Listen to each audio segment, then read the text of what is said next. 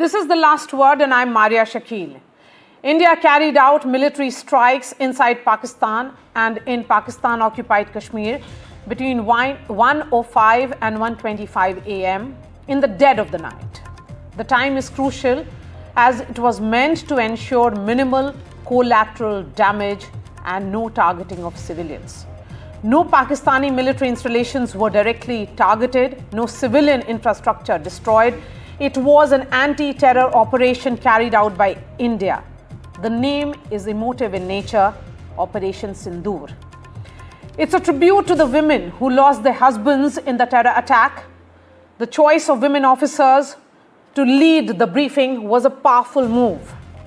India's briefing on Operation Sindoor today gave a strong and significant message as two women officers, Wing Commander Vyomika Singh and Colonel Sofia Qureshi, took the lead, sharing details of the military's precision strikes on terror targets in Pakistan in response to the April 22nd Pahalgam terror attack, in which we lost 26 of our civilians. They were tourists, unarmed, came from 14 states of India. The world community stands with India. India has informed all its allies and has put out a video evidence of destruction of 9 terror hotbeds. Let's first listen in to the two women who were leading the press briefing earlier today. Operation Sindoor 22 अप्रैल को पहलगाम में हुए विभत्स आतंकवादी हमले के शिकार मासूम नागरिकों व उनके परिवारों को न्याय देने के लिए लॉन्च किया गया था। इस कार्रवाई में 9 टेररिस्ट कैंप्स को टारगेट किया गया और पूरी तरह से इसे बर्बाद किया गया। पाकिस्तान में पिछले 3 दशकों से टेरर इंफ्रास्ट्रक्चर का निर्माण हो रहा है। इसमें recruitment, indoctrination centres, training areas व लॉन्च पैड शामिल थे, जो पाकिस्तान और पाक अधिकृत जम्मू कश्मीर POJK दोनों में फैले हैं। इन लक्ष्यों का चयन विश्वसनीय इंटेलिजेंस सूचनाओं के आधार पर हुआ ताकि आतंक गतिविधियों की रीढ़ तोड़ी जा सके और यह खास ध्यान दिया गया कि निर्दोष नागरिकों और सिविलियन इंस्टॉलेशन को नुकसान न पहुंचे। Precision capability, as shown to you, a niche technology weapons with careful selection of warheads was ensured so that there will be no collateral damage. The point of impact in each of the target was a specific building or a group of buildings. All the targets were neutralized with clinical efficiency, and the results reiterate the professionalism of the Indian Armed Forces in the planning and execution of their operations. No military establishments were targeted. India has demonstrated considerable restraint in its response. However, it must be said that the Indian Armed Forces are fully prepared to respond to Pakistani misadventures, if any. In fact, Himanshi Narwal, wife of naval officer Lieutenant Vinay Narwal, who was killed in April 22nd Pahalgam terror attack, has requested the center not to end this operation and make sure that it is the start of the end of terrorism. Let's listen in to Himanshi. मेरे husband ने he was in the defence forces and you know when he had joined the defence forces वो यही चाहता था that he wanted to protect the peace in this country. He wanted to make sure that innocent lives are not gone in this country. He wanted to make sure that there is no hatred and terror in this country, and this operation signifies his spirit that there will terrorism, hatred will not be tolerated by the Indian government. ये नाम बहुत सही है क्योंकि इस incident की वजह से बहुत औरतों ने, बहुत बहनों ने, बहुत माँओं ने अपनी जान खोई है, अपना एक हिस्सा खो दिया है. And joining me now is Kanwal Sibal, a former Indian ambassador. Ambassador Sibal, it's a historic day for India as Rajnath Singh has put it out. I want to focus on the significance of this press briefing which was carried out. It was Foreign Secretary who held the press brief. He was joined in by 2 women officers, the message on symbolism in terms of how Pakistanis saw Indian women as weak when they carried out that terrorist attack. India sees women as its Nari Shakti and strength. Well, frankly, if you ask me, it was very well what we did. It was very strong messaging. The nation is united. Men and women are united. We give space to our women to be active in national life and all spheres, including the armed forces. Very different from the way that women are treated in Pakistan. And more importantly, we are also sending a message to them that the basis on which Pakistan was created is being rejected by us. When we have Colonel Qureshi and the wing commander from our side who are giving this joint briefing on this operation. So politically, this is a very important message too. But I think beyond the briefing that was given, the issues involved are much more serious, much more, how should I say, pregnant with a lot of possibilities ahead, not entirely welcome in the sense that India has clearly said that they are attacking the terror camps in Pakistan. And this has gone on far too long. Balakot and before that, the surgical strikes actually were not enough. And if you look back, it was a very small warning signal. But this time, the signal has gone out extremely strongly. And from the Pakistani side, you see that they are no longer pretending as they did last time, and that only some trees and some this and that were destroyed as a result of a Balakot strike. They themselves are publicizing all the damage that has been created in the various terror outfits, camps that India has targeted. Though, of course, they are trying to give it a very communal color by not talking about terrorist camps, but talking about masjids being destroyed and talking about civilians being targeted. This is the usual propaganda on their side. Now, of course, as I said, this is pregnant with all kinds of possibilities, which may not be entirely welcome, but which we have to face, which is that Pakistan has a certain idea of itself, that these armed forces are the protector of Pakistan's idea, Pakistan's security. So in order to preserve their position in their system, they have to react. They just can't sit back and let this happen. Otherwise, their system, their position in the governance in Pakistan will be very seriously impacted. So they're going to do something retaliatory. And then in return, India will have them to go beyond the terror camps. Yes. And also attack their military installations if they do the same to us. Yes. So India is prepared for retaliation from Pakistan, but can Islamabad really afford to do so given the times that they are living in, their economic situation and the entire unrest that Pakistan continues to face? Oh yes, of course they are. I mean, if they were thinking rationally and logically, they would have given up this using the arm of terrorism against us a long time ago. But they haven't. Look, the world has changed. Relationships that existed between countries after the Second World War have evolved.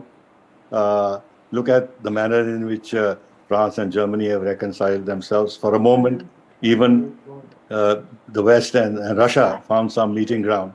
Now, of course, things have become different. But Pakistan hasn't changed its rhetoric at all. What they were saying then, they're saying now.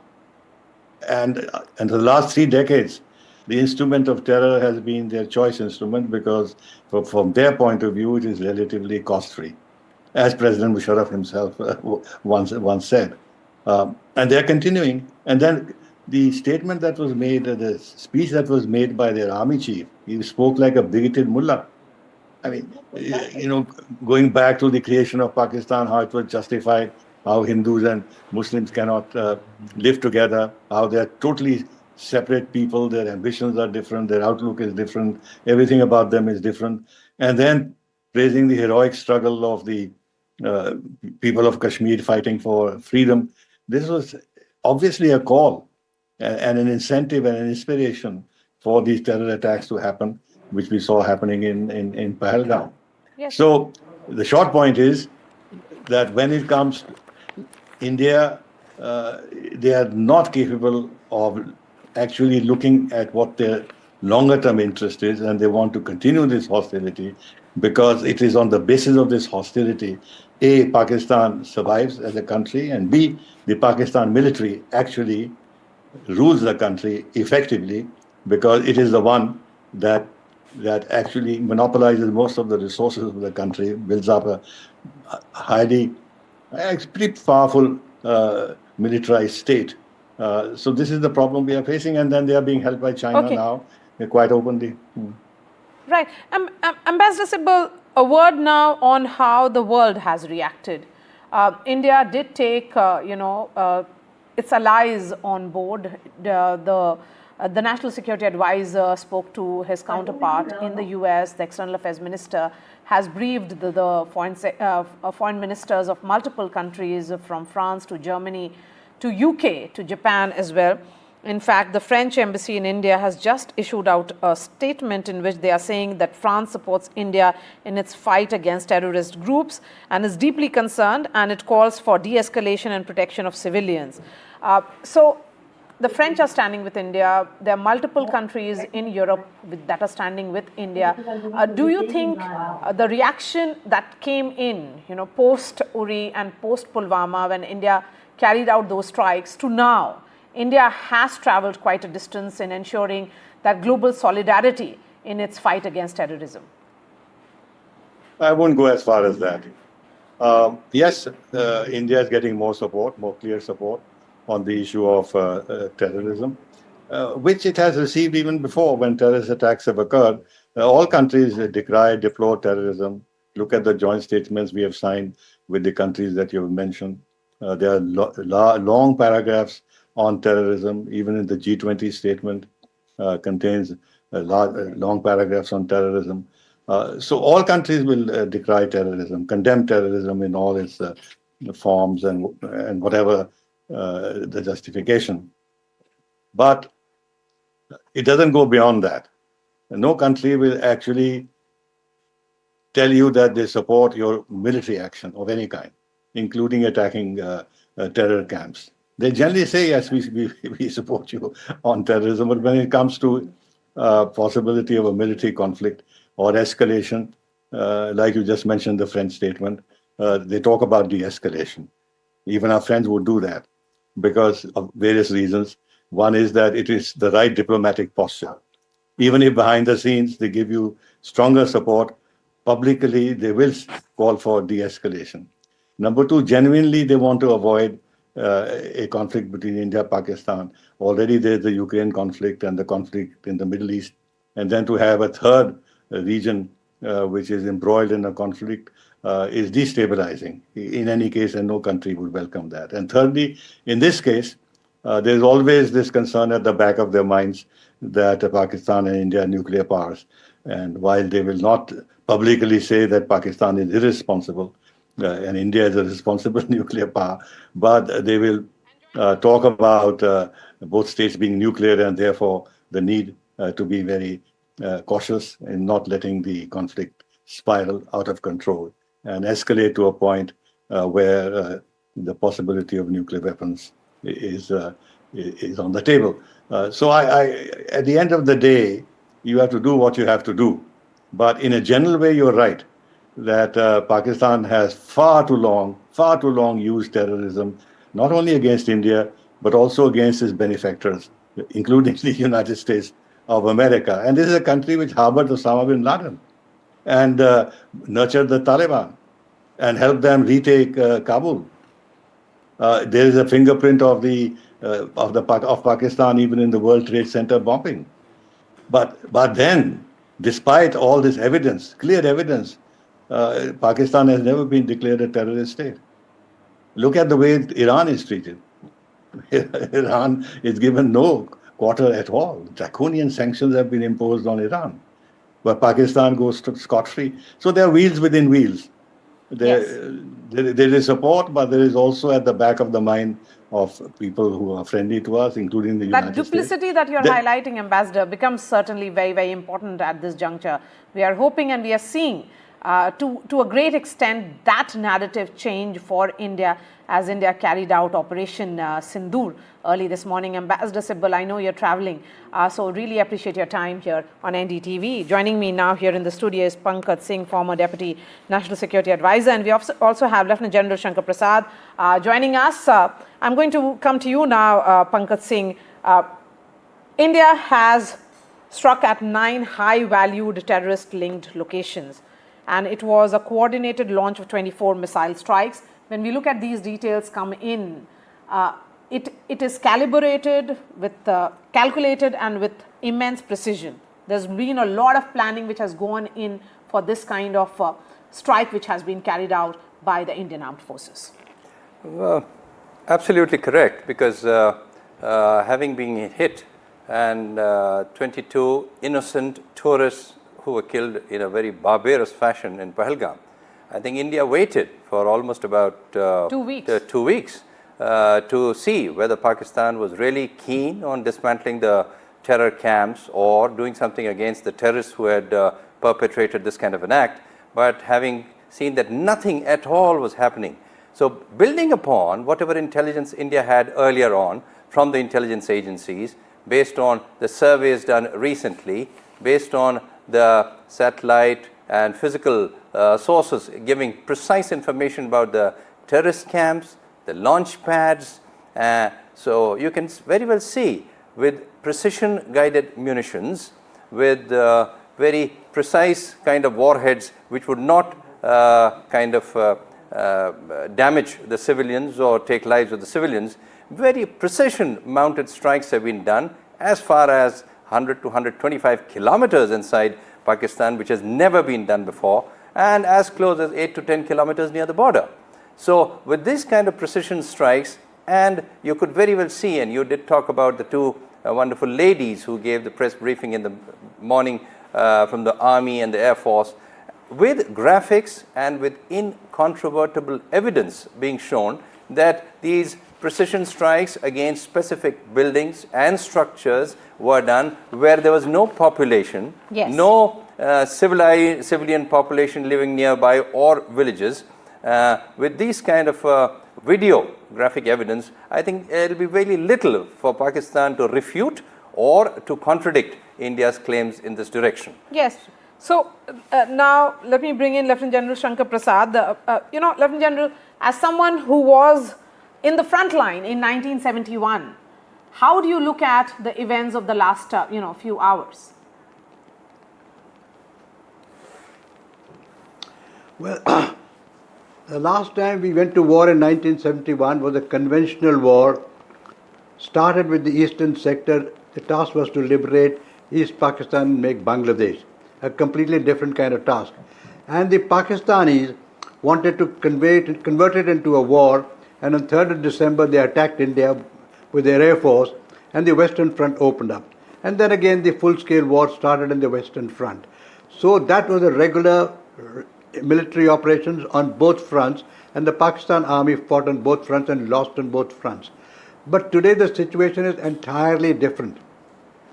Today the situation is such that we have a very, very specific task to perform. We are not fighting a war, and the Prime Minister needs to be quoted over and over again to say this is not an era of war. So obviously he is not foreseeing a full-scale military operation or a war. At the same time, he has given a very clear-cut task to the military, not only to the military, but to the entire national machinery, which includes all departments in the government of India. And that task is destroy terrorists and their backers.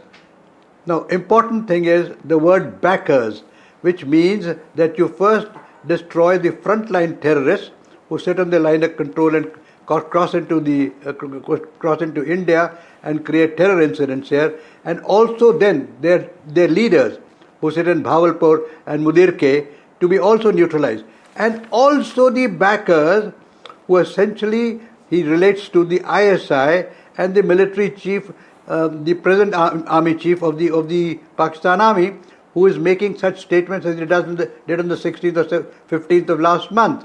So the task is very clear, and therefore response also has to be specific, target oriented. So we are not wanting to escalate into a national war. We are only targeting specific targets of terrorists and specific target of those people who perpetrate, who are the mastermind, the architects behind this terrorism. Some bit of target has been, some bit of operations have been completed. What the Prime Minister laid out to the country, the initial frontline terrorists have been fairly neutralized.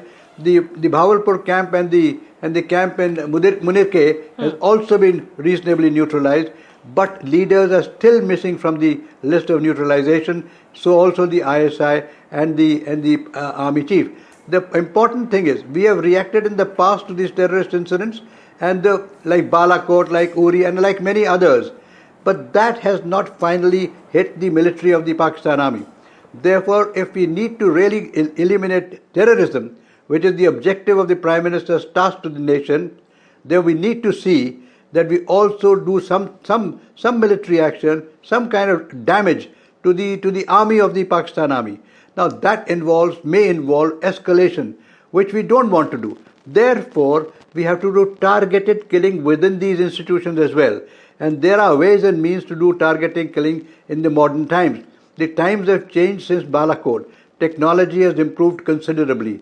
The world relationships have changed considerably. We have strategic partnership with very advanced countries in the world who are ready to share intelligence with us. Therefore, all these operations which are target oriented have to be based on strong, actionable intelligence. That's right. Which is why it took us 15 days to do this. So we have done some bit, some more is to be done, and we will do it. We will have to have some time available for it. It cannot be done tomorrow, day after the day after. The targets that still need to be neutralized need tremendous amount of information. That's right. Now, as far as the conventional war is concerned, let me put it very clearly that conventional war is something that Pakistan Army never trained for, and when their President Ziaul Haq said that we will never be able to defeat India in a conventional war, he is the one who coined the word, we will bleed them by 1,000 cuts, which is why the terrorism started about 35 years ago.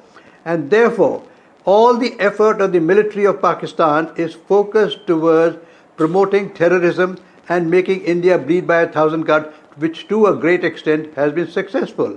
Therefore, we must understand that first step has been done today.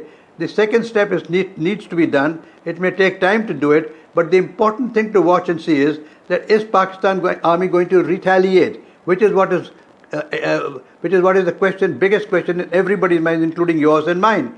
So the question is, what is Pakistan's reaction? Okay. Some information is coming from Pakistan to say, well, I don't think we'll react. Some people say, no, we will react. So we don't know what's exactly in the mind of Pakistan Army, but if they do react, then I think the Indian armed forces are fully prepared. Okay, so since you're talking about the preparations, point in this military operations is this. Lieutenant General Prasad, since you've spoken about the preparations. I just give you the military operations in it. Yes, I'm going to come to you in 30 seconds because today was the day of mock drills which were carried out throughout the country. In fact, we covered it extensively as well. Here's a report and then I come back to the guests.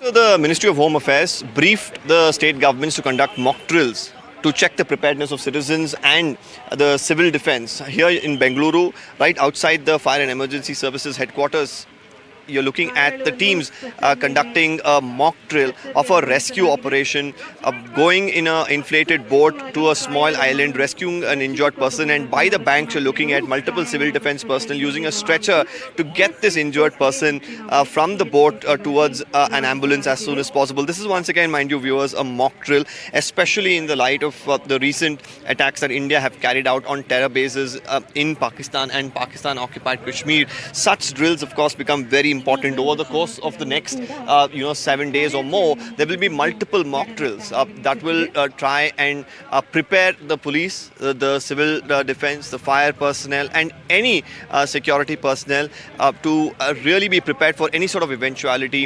Air raid sirens, of course, are going to be blaring in different parts of Bengaluru, Karwar, Raichur, Mysuru and Mandya over the next few days. There's also going to be other forms of rescue operations in different places. Now here you can also see, of course, another boat that is also making its way here. That's once again emulating another rescue from a nearby island. They too will, of course, come in here towards the banks, where another team of the civil defense personnel with a stretcher will try and emulate another rescue operation. So this is an extensive mock drill that's being carried out. More importantly, we should note that, like I said, it's not just this particular form of rescue, but other forms of rescue as well, which will be simulated over the next few days to ensure preparedness of the police, preparedness of the civil defense, and more importantly of the citizens alike to respond to any sort of emergency situation that could come by, especially considering the fact that now it is a very active and volatile situation with Pakistan after India, of course, carried out those precision strikes in different parts of, Pakistan-occupied Kashmir and Pakistan in itself. With video journalist Govind, this is Deepak Bopana for NDTV. It is being seen as a defining moment in India's modern security doctrine. It was swift, it was surgical and unapologetically assertive. Lieutenant General Prasad, I'll give you the last word and the last word tonight. I want to understand from you the long-term impact, or perhaps what will be the immediate short-term impact. Will this be a deterrent, Operation Sindoor a deterrent, or will it actually lead to future confrontations is the big question. In terms of India's preparations, how battle ready are we? Well, I think certainly we are better battle ready than what Pakistan military is. But there's one important thing that I want to bring to your notice. I'm talking about conventional response from Pakistan military towards India, whether it's Army, Navy or the Air Force are going to attack us or respond to whatever we have done in last night. Please understand that today, after 15 days of preparation, Indian armed forces and the Indian government knows exactly where the Pakistan army is mobilized. We have got such a fantastic availability of information through satellite imagery that every single formation of Pakistan, we know exactly where it's located today. So in these 15 days, we have gained that information. Today, we have full information of enemy deployment. Now, should they want to do anything, we are prepared for it. They'll be foolish enough to try and do a conventional operation either on the land or in the air, for which they will suffer more casualties. So the answer to your question, and many people are asking, will there be a response? Well, I cannot say yes or no. But if there is a response, they will get a very befitting answer to it. And that may result into an escalation, which we don't want. Our government is very clear. This is not an era of war. We don't want to have a full-scale war with Pakistan. We want to continue with our economic, we continue with our water treaties, we want to continue with the financial actions task force, etc. And also limited, targeted attack against militants. If this is our philosophy, then it will be foolish for Pakistan to try and do a conventional response to us. I don't think they'll be foolish enough to do it, because they know if this happens, the response from India will be very severe. So the best answer is they should try and see that how terrorism can be stopped. The answer is they won't do it, and we have to do it. Maybe today, tomorrow, day after tomorrow, 10 days, 15 days hence. Nobody can say. But the important thing is, please let's not forget, it's a targeted action against militants in Pakistan and not an escalation to a regular war. Yes. So non-escalatory is what the government says. That's what armed forces have said. Pankaj Singh, in terms of preparations, we are seeing, civil defense being made ready. There has been sirens and blackouts to prepare Indians and the civilian population as well. India is carrying out what will be seen as diplomatic messaging, which has been combined to create a multi-dimensional operation with regional and international consequences as well. How do you look at the overall messaging which has come in from Government of India today? The Ministry of Home Affairs on the 5th of May was very clear that we must carry out these civil defense exercises, which have not been carried on for a long time on such a huge scale. 244 districts of the country are to undergo this kind of exercise. For the schools, they are carrying out the exercise in the mornings, which will let the children know who to respond to, what to do, when to do, and where to go in times of a crisis or any kind of exigency happening. The situation currently is very, very volatile, very vulnerable, very explosive. So it's absolutely essential that school children get to know, because they are the ones who are very, very vulnerable and the future of our country also. Most of the cities are to undergo the evening 4 to 7 blackouts, sirens, evacuation drills, search and rescue, and try to see that all the communication, transport facilities keep working while sensitizing the public to this kind of an eventuality in case it happens. All right, sir. Thank you so much for joining us. Pankaj Singh, former Deputy NSA, and Lieutenant General Shankar Prasad joining us on this broadcast. And that's all from me on this edition of The Last Word.